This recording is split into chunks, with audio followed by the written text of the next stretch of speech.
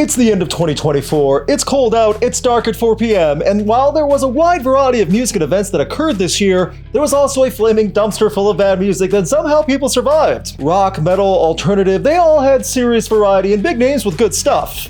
This video is not discussing any of the good stuff. In order to truly appreciate what's great, you need to be able to understand and explain what you think is bad. Not everything can be glowing positive 100% of the time, because then nothing would be positive or great. You wouldn't want to listen to someone who hated everything, so you can't listen to someone who thinks everything is great at all times either. If I want to tell everyone what's great later, that video is coming with the best albums of 2024, I need to point out what I think is awful right now. Rules for the list: no live albums, cover albums, parody albums, or EPs. This is specifically to help narrow down the list, and I'm only doing 5 of these because that is absolutely enough. It's all just one person's opinion also. If you're that butthurt about this video or an opinion I share on an album, please write a 5-paragraph essay on why I'm wrong in the comments, and I'm sure you'll have people agree with you. I personally will reply to every 5-paragraph response.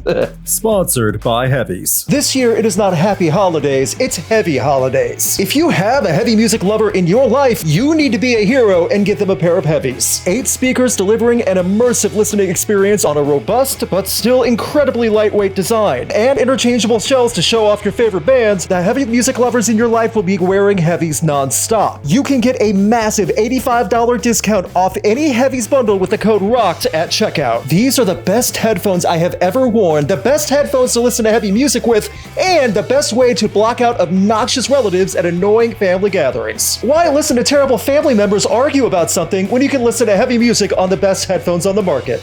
Heavy holidays indeed. Make the metalheads in your life happy in these heavy holidays. That out of the way, let's look at some dishonorable mentions that were either disqualified for being an EP or a covers album, or I just couldn't listen to it. Motley Crue, canceled, disqualified for being an EP. I'm not gonna ask what was Crue thinking because I never want to know that. But a 3-track EP including 2 awful new songs and arguably the most laughable Beastie Boys cover I've ever heard proved to everyone in 2024 that Motley Crue stopped being innovative and cool about 35 years ago. Somewhere Mick Mars is sitting around ready to own his lawsuit against his former band and laughing that he was not a part of this train wreck EP. Disney's A Whole New Sound, disqualified for being a covers album. Hey Disney adults, do people ever say you're too into Disney? Just listen to the pop punk covers album of Disney songs licensed by Disney and you'll swear off Mickey Mouse forever. This is the lamest, most outdated cash-in I've seen in a while. Simple Plan, Can You Feel the Love Tonight, Newfound Glory, Phoning In, Part of Your World. The Disney magic is gone. Time to put away the mouse ears. And the converse. Pop punk is also dead after this awful covers album. And finally, the I'm Not Listening award for 2024 goes to Skillet's Revolution. I just cannot will myself to listen to Skillet's latest after hearing a couple singles and knowing Skillet's previous album. Sucks to say about a band I enjoyed over 10 years ago, but I'm not listening to the hard rock youth group soundtrack at Bible camp. Skillet has really wore out their welcome, and now they're obsessed with being one of those huge Presbyterian mega church demonstrations that they have in the South, except on the road, and somehow talking as much about Jesus. Thank you for checking out this video. Please hit the like button if you enjoyed it, and subscribe to get notified on the video for the best albums of 2024.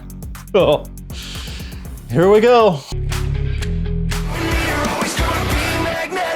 I am a Wage War fan, have been for years now. Met several members of the band years ago. Great live performance, and it really sucks to have to put this band's latest album, Stigma, on the list. In many ways, I would not have expected Wage War to ever make a list like this, but 2024 was full of awkward surprises. I said awkward because so much of Wage War's aggressive metalcore sound was evolving to a more digital and varied style fairly well over the years, until 2024. Wage War hit their awkward years, I guess, and everything that came off of Stigma felt forced and unnatural, and overall just a poor fit for the band. Some of these singles got airplay, and I know the style has fans as well as the diehard Wage War fans that defend it, but all of this sounds like Wage War are abandoning metalcore and anything heavy in exchange for a danceable remix ready rock beats filled with effects and polish. A lot of polish. And with overdone production, it becomes somehow soulless.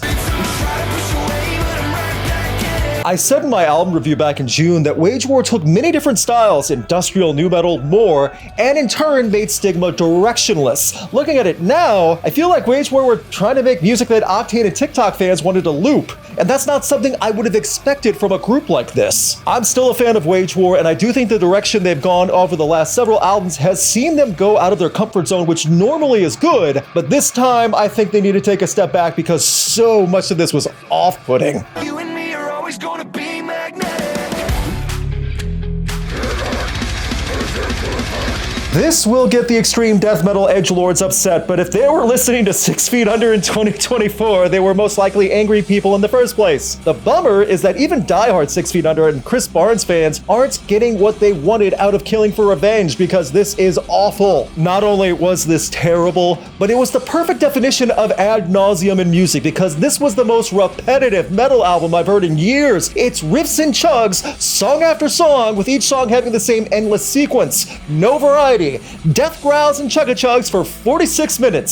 Sounds fun, right? 6 Feet Under had a solid lineup for about 8 years now, so you'd think they'd have something more to offer than stock death metal, but when you listen, you realize it's not even stock. This is bare bones with nothing above a fret change allowed. Just drop your tuning and play open notes fast while Barnes makes animal noises off rhythm.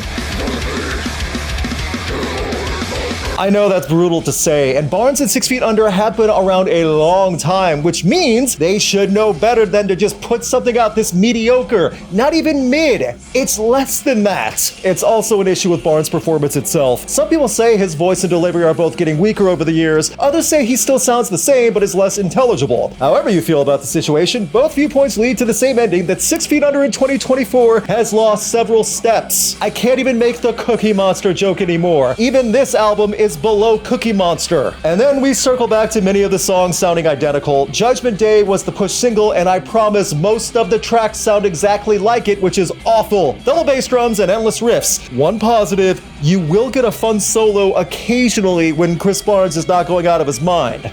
That's so many 6 Feet Under albums, unfortunately. I got voices in my head again.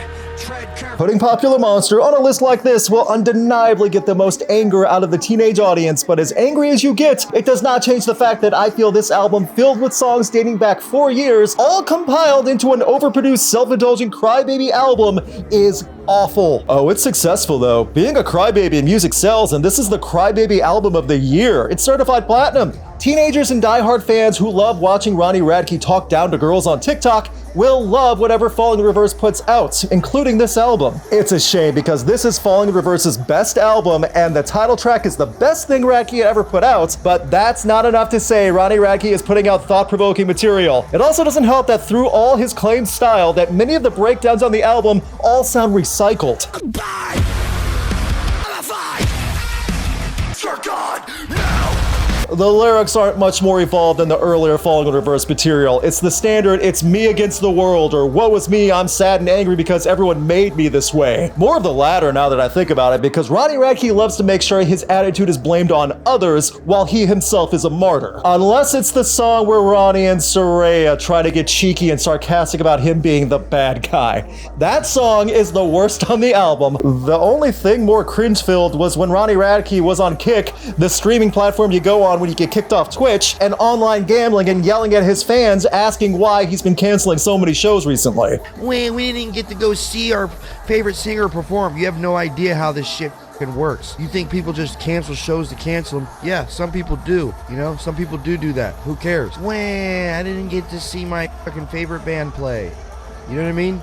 Like that, that's how you sound. Don't ask questions on why he cancels so many shows. Just give him money so he can gamble with people online. The instrumentals are passable to flat out stock, and for every good sequence in a song, there are about 3 or 4 terrible ones. Popular Monster can be popular for bad reasons, no matter what the diehard teenage edgelord fan base claims. Popular Monster is popular cringe. Can't control the monster any longer. That's it.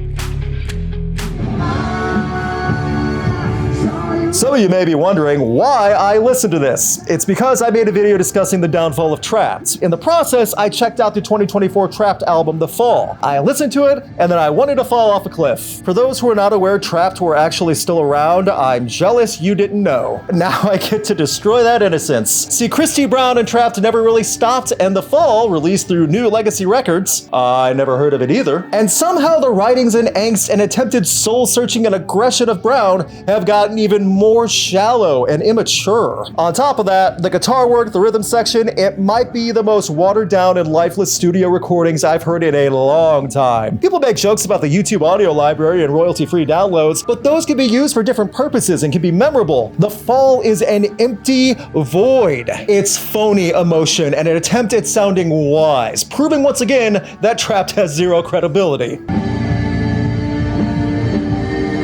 When you hear Meant to Be and Bulletproof and Ignorance is Bliss, you understand almost instantly that the man might as well be reading fortune cookies and badly singing them into a rock radio format. A terribly saying rock radio format at that. I'm not saying there's not a place for that verse, chorus, verse standard in rock. There clearly still is. What I'm saying is that the weakest musicians in rock rely on outdated formats, especially those that do nothing to innovate sound or make themselves unique. Then again, this is a platinum-selling artist performing songs from his new album to fewer people that can fill a Buffalo Wild Wings, let alone a dive bar in the Midwest. That's Trapt's audience now, and somehow even they wouldn't want The Fall. They would only want the hits from 20 years ago and then promptly leave at 8:45 p.m. Not only would I not recommend this album to anyone ever, it really is that awful to get through, but if someone were to ask me if Trapt were still around after this point, I might just tell them no, so they don't check out how bad The Fall is. I'd be saving them in the long run.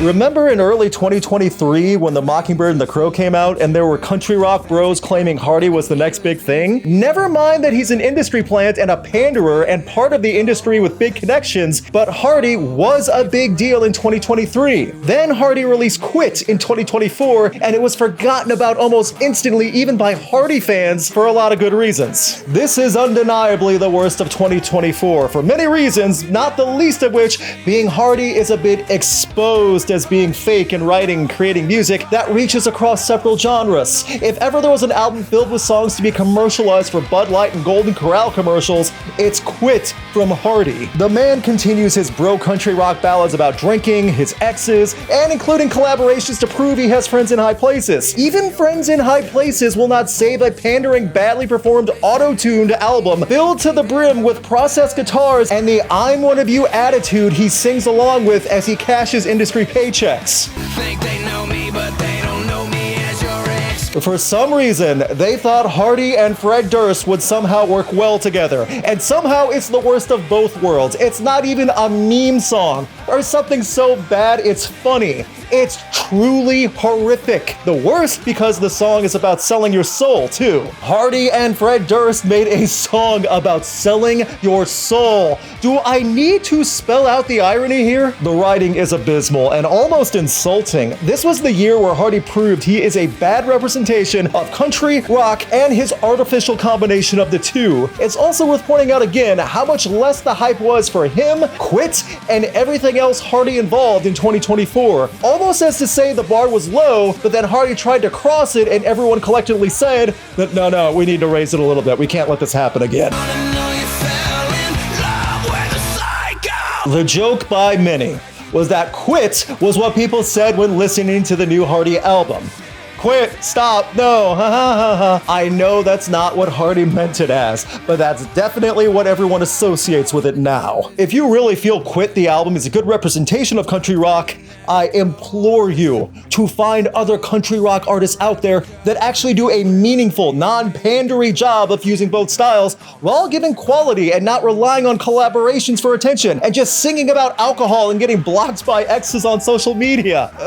If you still think that this awful, auto-tuned, artificial bro country rock music reflects you really need to take a look in the mirror and see who you're comparing yourself to. This I understand some of the people who clicked on this video will either politely disagree or get so mad that they shout into their phone through speak to text and it just turns into a bunch of gibberish and they hit send and that's in the comment section. Either way, go ahead and disagree. That's fine. You can like what you like. I'm just trying to explain why I didn't like these albums so I can try to explain what I did enjoy this year later. I was also able to do it without ad hominem attacks or slurs. There are definitely some fans of some of these albums I described who rely on slurs in their speech, or don't know what ad hominem attacks are. Either way, I'm awaiting those lame 5-paragraph essays in the comment section that would probably get a D+ at best in middle school. Finally, here's a cat and a dog. Both the cat and the dog were very helpful in making this video. They did not make a peep at any point while I was recording. They waited till after to start barking and meowing. The best employees ever. Special thanks to Brandon Bruce, Chris Doman, Hymn Song Variations, and Dom Noble.